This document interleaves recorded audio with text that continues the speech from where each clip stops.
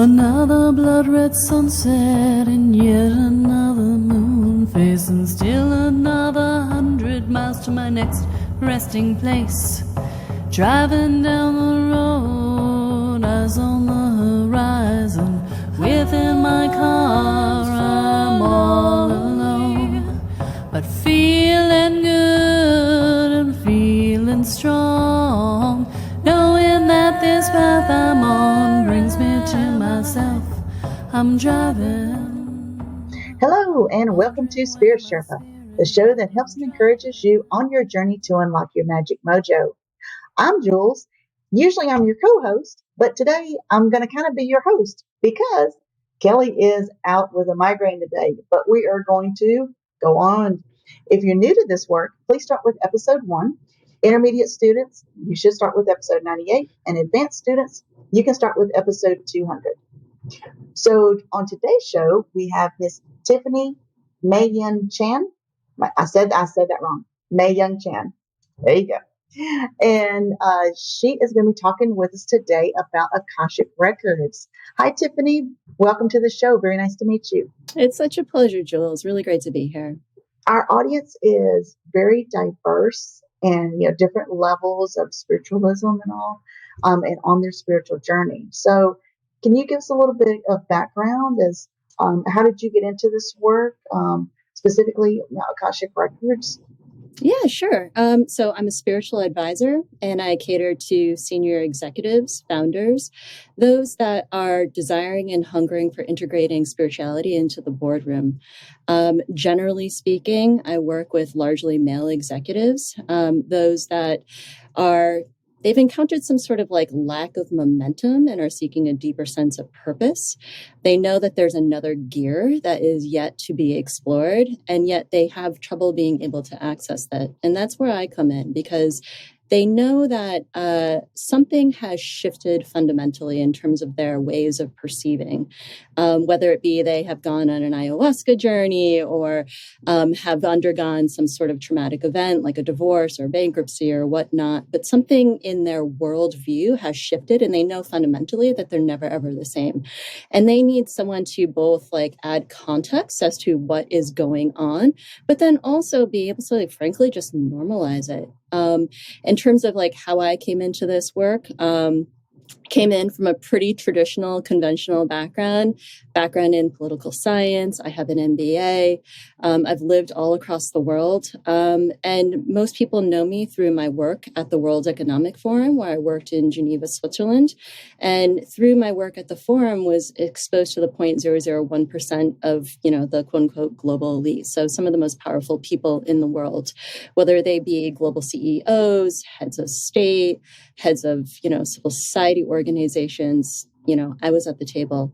Wonderful education, and yet was sort of like, there's no one here that I would want to emulate, quite frankly. There's no one here that I would want to desire to be like, because I was searching for a role model of someone who both was kick-ass at business, really was being able to like move things at a fundamental level from a systems perspective, and then also was like a really lovely human being that was heart-centered and was desiring to, frankly, like spread love in the world.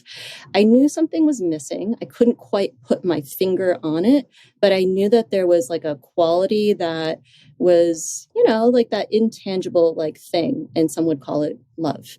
And so what happened was that I was part of a global fellowship when I was there, and then ultimately moved down to Johannesburg in South Africa. And I was a pedestrian walking one of the busiest intersections in downtown Joburg. And a car hit another car, and that car came rolling towards me. And that shifted, everything in my life. I want to be clear, I was not physically hurt by the car. In my view, it was a miracle, but it was one of those things that was like a tremendous wake up call that really encouraged me to like ask those bigger questions and to be able to like figure out, okay, what is this thing that I know to be true? Because when the accident happened, my sense of time and space fundamentally shifted.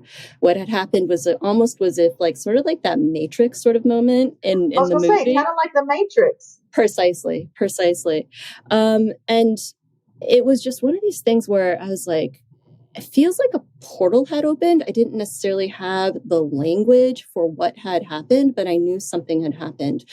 Back up a couple of paces, I was living a pretty amazing lifestyle from like an Instagram perspective, really interacting with the who's who, doing the what's, was traveling, quite frequently, was living a pretty luxurious lifestyle by all accounts and measures. And at the same time, was frankly like really insecure. Really? Oh yeah. Even though I had these credentials, even though I had the pedigree, there was almost like this feeling of like almost like being found out, right? Like you could call it imposter syndrome. But now that I have like greater sort of framing for it, what really was that I was largely associating with my false self. I was basing my worthiness on my affiliation, my title, my business card, my relationship with my boyfriend at the time. And I really didn't have a sense of like who I was. And so what I tell people was that I was essentially like building a castle in the sky. And when the accident happened and I started to fragment, because that's really what happened, I started to like crack at a fundamental level because I didn't necessarily have that foundation, that stability of my true self. I started to crumble. House of cards. Right? Absolutely. I'm a person who took and continues to take a lot of pride in terms of my critical thinking ability, in terms of my ability to make quick decisions. As mentioned, I have an MBA, so have really valued analysis, strong writing, clear linear lines. And then all of a sudden, nada. Like I couldn't do any of that. It was difficult for me to cross the street. I was afraid of the dark. It was difficult to like make decisions. Everything that I had based myself on, both externally and also internally, like it was a matter of like disintegration. So ultimately, I repatriated and I said to God, Spirit, Source, however you want to call it, you got my attention. Okay, let's go. And essentially said, I will give you 3 months. I will give you 3 months because anything can be figured out in a quarter. And I will project manage the crap out of this thing called spirituality, right? I will. I'm laughing because that's me. I'm an auditor. That's my full-time job. And so it's total left brain. So I'm there with you with, okay, but this is a process. We have our steps. Now let's work the plan. And I'm right there with you. Yes. I got my Gantt chart. Let's go. Right? Oh, right? I love that. It was like, that's the only framework that I knew. You work with what you know. And I was like, read these books, listen to this podcast, reach out to XYZ, and then done, And I thought 3 months, done. That was 9 years ago. Yeah. And so, as you can imagine, I started, really asking these big questions at a really fundamental level, being like, what do I believe? Who is this thing called spirit? Does God even exist? What does that actually mean in my life? If there were miracles of past day, why aren't they occurring right now? I mean, all of that has fundamentally shifted in terms of my worldview because my experience has evolved as well. But, it was really a matter of just searching, seeking, daring to ask, like, frankly, kind of like basic questions. And for someone who has placed such an insistence on wanting to know and clarity as to having the answers, like being the go-to person, it took an incredible amount of humility to be able to be like, there's something that is beyond this, and I don't even begin to like comprehend this. So, started seeking spiritual mentors, started going to church regularly, started doing contemplative practices. And then fast forward to the point where I started experiencing the supernatural in a really funky way, in ways that I just could not explain. So I used to live in Washington, D.C., and so I'm walking down the street in DuPont Circle where I used to live, and there is rain coming down on one tree on a blue sky day. I was like, what the fuck is that? Dude, I saw that. Did you saw know? that. Well, wait, because my husband and I were all about paranormal stuff. So on Paranormal Caught on Tape, I don't know if that was the exact same thing, but they had film. Someone took a film, and it's literally just rain. So say like it's like on this, not a huge tree. It's like a tree, like a ornamental type tree, right? So it's not real big. So and this rain was coming down literally from nowhere. There were the cloudless sky. There were no clouds. Rain coming down literally on this one part. And you would think, oh, someone's just pouring water. No, no, no, no, no. Someone has a hose. No, no, no, no. The camera pans up and it's literally out of nothing. So that would be amazing if that was the same tree with the rain that you experienced. That's crazy. Yeah. When I work with people, and these are very well-respected executives who, again, have built their entire careers on being credible, rational, making really strong decisions. And then when you start to experience the supernatural, you frankly think you're losing your mind. And there's a part of, I'll say personally, there was a part of me that thought, am I going to the loony bin?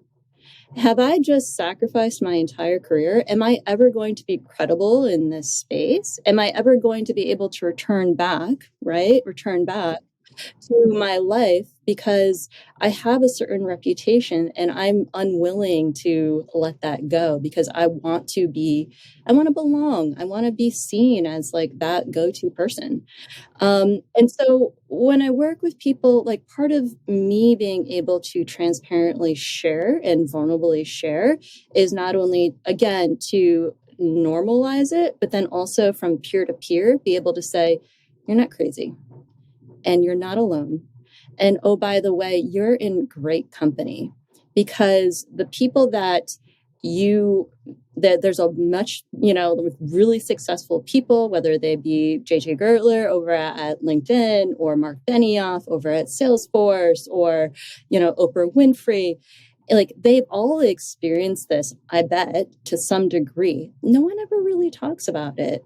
And so part of the reason why I am so vocal and so insistent in being able to share this is to give an embodied example of what it means to be one's whole self, meaning mind, body, spirit, soul, and also being able to showcase what it's like to not only use your brain, but all your ways of knowing, and actually to be able to say, yeah, I access the subtle realms. Yeah. And I actually have direct application to business. And we're actually moving things at a fundamental level, at a systems perspective, because we're using all of who we are to actually create positive change in the world. Wow. So, and I was reading in your bio, one of your focuses is breaking the mold on what it means to be spiritual. Can you describe for me how do you approach these very powerful, very successful people with this? What's the icebreaker?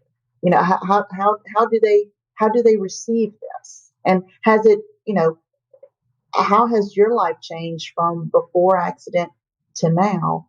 And I'm just using that as a time marker, as far as being heard and implementing this type of work. People resonate with authenticity. Like people have a pretty good BS meter, and the fact of the matter is that I ain't hiding. There's like I'm at a point where like there are no masks, it's sort of like I am who I am, who I am, who I am. And I am unapologetic about who I am because I know who I am. I'm a child of God, and you can never take that away from me. And so from that perspective, I am speaking directly into their hearts and directly into their souls. And whether or not their minds resonate with it, I know that their soul does. So I think there's a certain level of confidence as well as the authenticity that I go in and I just know. And if their minds say, nope, totally respect that, totally understand, and that is their journey, and I'm like, cool, that's fine. But I have to say, the more that I am pure in terms of like aligning to my true self, allowing my light to shine, really allowing myself to be as authentic as possible, people want to draw closer. And the fact of the matter is that a lot of people have been asking themselves really big questions, particularly in the last couple of years. In my view, COVID accelerated, consciousness, and we're on a rocket ship heading, only up. And so when I approach people, yes, there's a little bit of like an awkwardness. And if I'm really honest, there's a part of me that's sort of like, are you going to accept all of who I am? Are you going to like the new me? Are you going to like the true me? And then the other part is sort of like, step into it, because the more that I give myself permission to do so, energetically, I give others permission to do the same. And whether or not that is like an initial sort of like 15-minute catch-up conversation or a deeper conversation where people are like, listen, I saw your writing on LinkedIn. It totally resonated. Let's have a chat. And then that leads to deeper conversations. Part of the reason why people trust me was because I was a damn good colleague to begin with. So not only do I have the credentials and then also the reputation working with people professionally, so they know me, they've developed that human relationship, but I'm also able to explain things in a way that frankly just makes sense, that is accessible. And it's not to like dumb down or dilute any of the wisdom that is coming through, but I think that there's value to actually being able to translate the metaphysical in a way that is relatable. And quite frankly, when I started to encounter the supernatural, part of me was just like, I don't want to be taken for a fool. I don't want to like be taken for a ride, not only in terms of monetarily, but then also like, frankly, like to be able to lose control in that regard. Like, I don't like, I've seen the shams and I'm not going to be that person. And so I think that there's a lot of people who are like that. And the more that I'm upfront with that and then are able to not only draw the parallels between what we experience here in sort of like the woo sort of language, but then also are able to ground it in science and then also be able to say, oh, by the way, you've not only like are doing this, but you've done this your entire life in terms of channeling and like tapping into the subtle realms. People are like, oh yeah. Oh, yeah. Oh, yeah.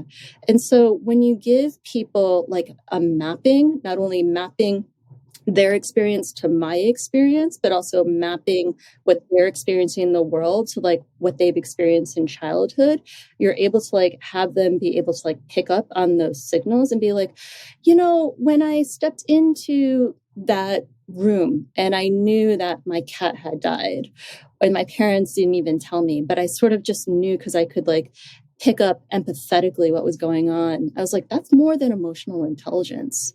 That's your clear empathy. And then being able to articulate, contextualize the situation, but then also be able to like actually name it and then actually draw that particular situation to something that they're encountering right now in a professional setting, everything sort of clicks, right? And they're sort of like, I get it. Yeah, that rumbling in my stomach when I knew something was wrong, when that colleague came up to me, like I knew that, I probably shouldn't have entered in that partnership. I probably shouldn't have signed on that dotted line.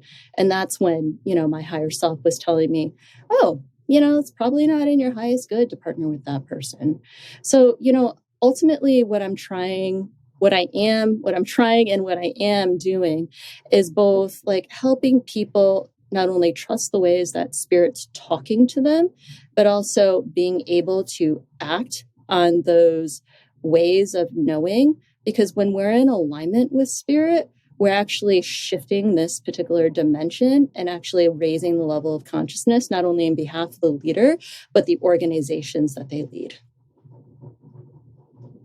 When you are with a client and say that we're going to pretend I'm the president of Jules' company, right? And Kelle has talked before about, whenever you're birthing a company, and that's it becomes part of, there's a whole energetic around that company, right? So when you work with a client, you you would go into my Akashic Records and then see what would be beneficial to this particular moment in my business and bring that, or would you teach me how to go into the Akashic and get my own records? How does that work, and how do you, what type of information comes back that then can affect? Because what I'm wondering is if it can, I can see it affecting the organization, but I was even wondering like product lines, or how you enter into certain contracts, or do you do this widget or that widget? Love this question. So the first question, how do I work with people? So I work with them threefold. One, I serve as a channel. So I'm basically collarbone and I channel energy, wisdom to be able to be in service to primarily the individual first, because when the individual is healed, they themselves are able to spread light out to, their team, to their organization. So primarily it's a personal relationship. The second part is that I follow up that channeling / Akashic Records session with a coaching session, because, I've seen so many people have these transcendental experiences, whether they be facilitated by psilocybin or ayahuasca or an Akashic Records session, and then sort of like poof, like the experience sort of like dwindles, right? And I'm all about like owning what happened, really being able to unpack the session, being able to integrate the wisdom into your body so that you can actually feel the full resonance of what actually happened, and then be able to access that so that you can take powerful action in the world. So in the Akashic Records session, people are asking me questions. I'm serving as a channel to bring that wisdom through. I follow it up with a coaching session where I ask them questions and I help them access their ways of knowing, because everyone has, that inner navigation system. So it's not about sort of like Tiffany Chan or like God on high said to do XYZ, right? It's about, okay, what felt like truth? What do you want to action on? And let's actually create systems and process and scaffolding so that you can actually like bring that down and be able to bring it into this reality. So where does the rubber hit the road? And let's develop some accountability into that. So again, first part's Akashic Records, second part is coaching, third part is skills development. So should someone continue to like want to partner with me, then it's sort of like, okay, how can you do this yourself? Because I don't want to create a false sense of dependency, because the reality is that all of us came here with certain skills, gifts, and abilities. And this isn't about, Tiffany Chan, the guru. This is about you being able to recognize God's spirit source in you. You being able to trust that so that you can be able to do it consistently and in service of the highest good. So not only being able to transmit energy so that they can be able to access the higher realms, but then also building the confidence that they can develop that quiet listening and then actually action that into this reality. So again, Akashic Records coaching as well as skills development. That's how I work with people. Relating to the second half of your question as to like, what do you actually do with this stuff? Most of the relationship is primarily when the relationship starts out, it's largely a personal relationship. It's sort of like, like I'm going through a divorce, or, I'm really good at this, but for somehow, like, I feel like I have this another gear that has yet to be explored, and I don't know what that is. Help me figure out what that is. Over time, as I work with people, so we do a lot of like the personal healing. We're able to do emotional healing related to past lives, current lives, family dynamics, all that sort of stuff. As that relationship develops, inevitably, because these are high-powered people, there is a business component. And they're like, oh, what are the implications to my business? Like, what do I actually do with my team? And so you can do things like harmonize relationships within your team. You can do things like calling in financial partnerships for like collaborators where you actually have a particular soul contract. You can be able to develop strategy, vision, and planning for a particular like market segment or a new product. So we have brought those through directly from the records. And again, it's not just like something that God on High or Tiffany Chan has brought through. It's sort of like, this is where Spirit's directing you. They actually are giving very pragmatic, very specific guidance on this. What do you want to do about that?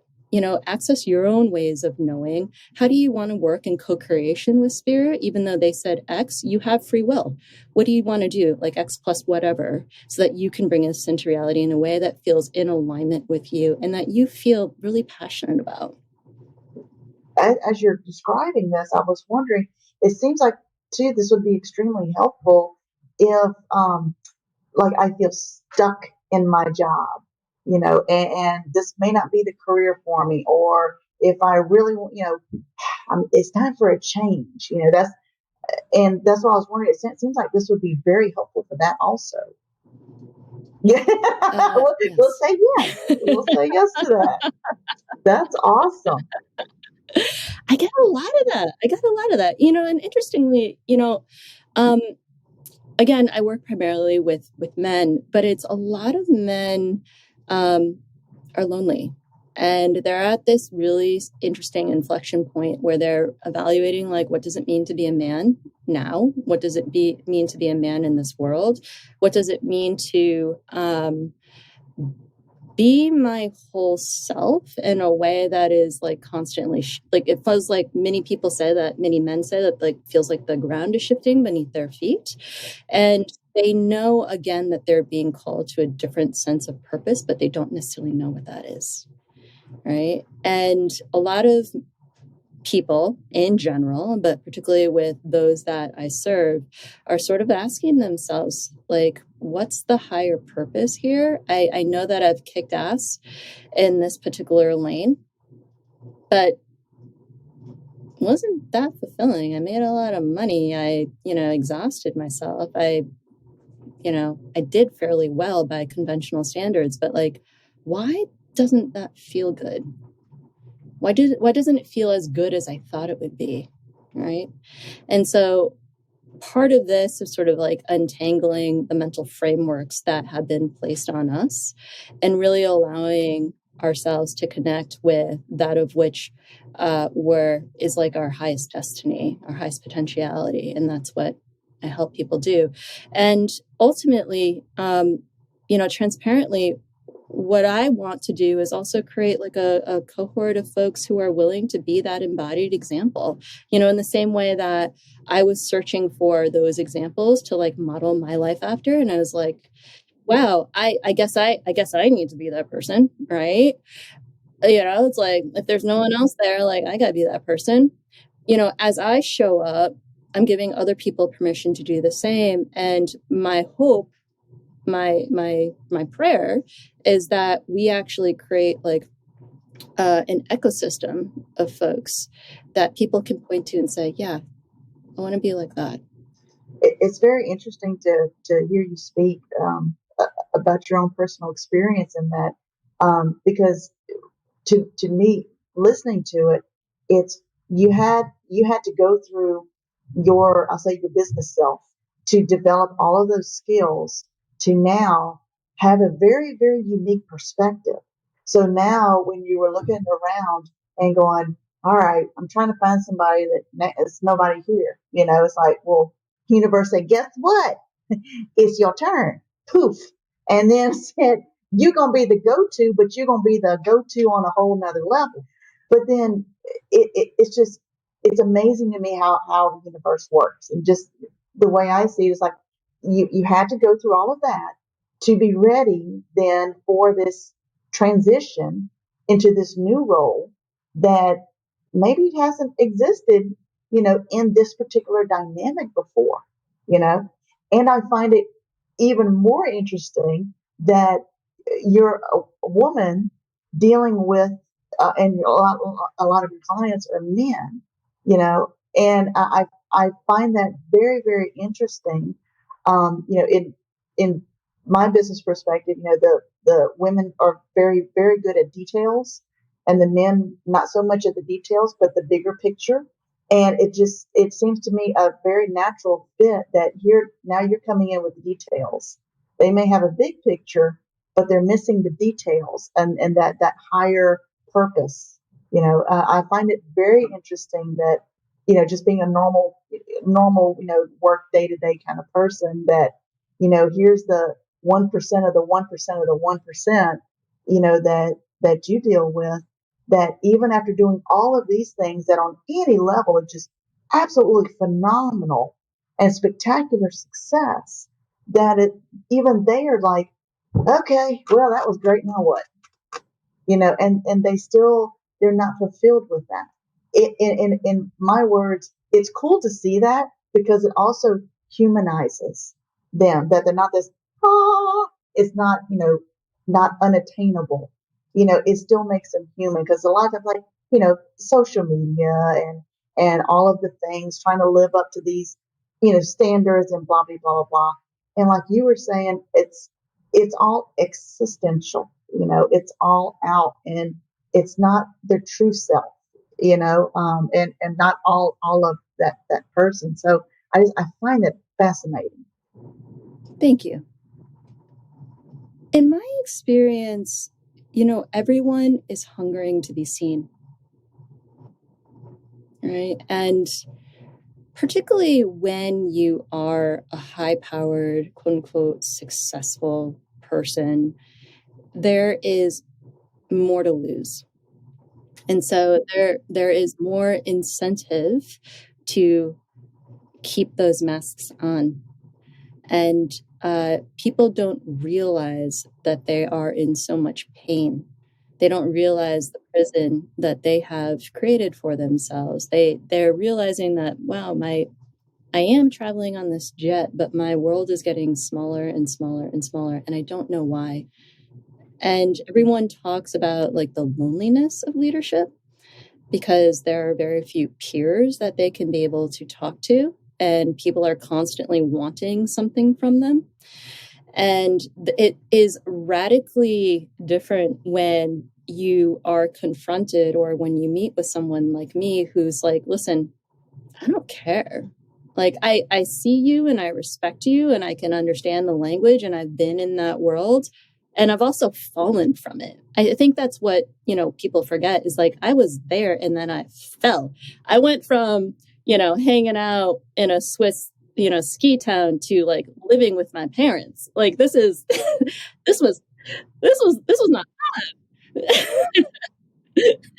And it's like there's no shame in like like making that transition, but man, I told myself a lot of stories and at the same time would watch my colleagues and as their careers ascended, right? Like, and was thinking to myself, I'm like, I am learning how to drive again.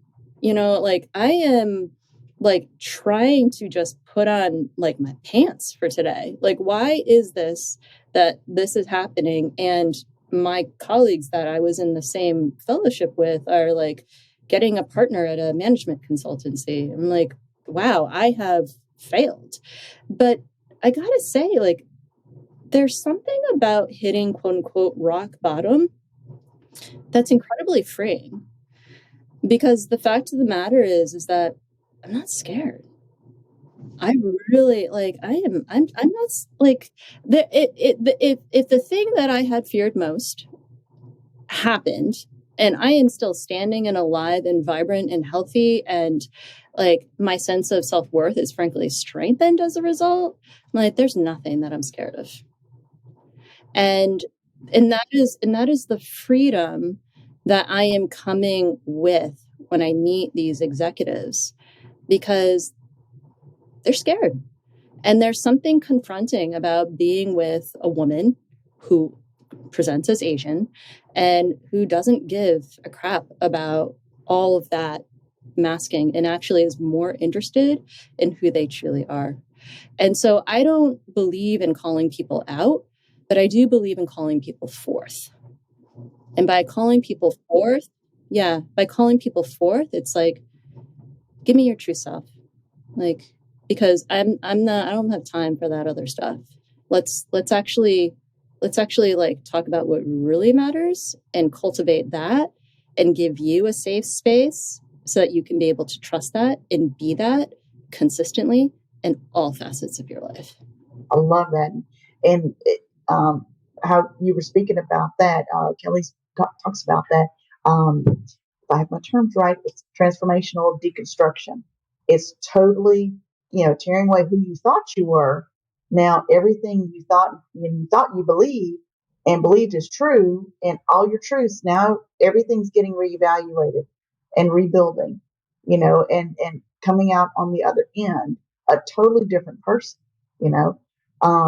So if I would ask you, would you ever go back?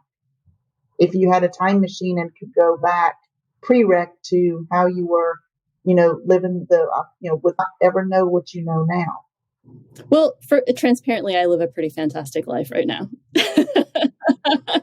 I live in San Diego, California. Every day is beautiful. So there's that. Would I go back to that part of me that had more predictability and, had more sense of like what the path was? Like, I live a pretty surrendered life, and I gotta be honest, not the easiest thing at times, because I really like my way, and gotta be honest about that. I like knowing. I like planning. I like being able to know what tomorrow is going to look like 1,000%. And living this lifestyle has been a complete 180 to that. And it has at times been moment to moment and being like, okay, where am I being called now? What do you have me to do? What is your will? And really living that surrendered way. Not the easiest thing. And I also know that every single time I follow, there is a tremendous sense of peace, because I'm not trying to do it all by myself. And when I'm completely in the present and when I'm completely in the moment, it's almost like the waves part and everything's just taken care of. And so I trust. I keep telling people that I didn't just fall into this surrendered state. This was a function of building a relationship. And this was something that Spirit has been asking of me. And because Spirit continues to be able to showcase that they have my highest good in mind, I continue to step forward. And because I know that I am changing lives at a fundamental level, and because I'm changing lives with people that are in places of like significant leverage, I know that I'm fundamentally shifting things at a systems level as well. And so as I continue to be me and as I continue to be surrendered, I know that I'm actually shifting the vibration of the world. And I mean, there's nothing better. What's one of the best lessons that you've learned from the Akashic Records? It's not you. And by that, I mean, when stuff comes out of my mouth, I'm not attached to it. There are things that come out of my mouth and I'm like, really? I can relate to that one now.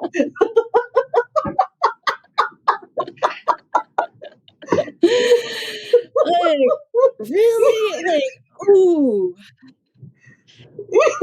Did I just say that? Like, and you know, like that sounded really outlandish, or man, that was really pointed, or what?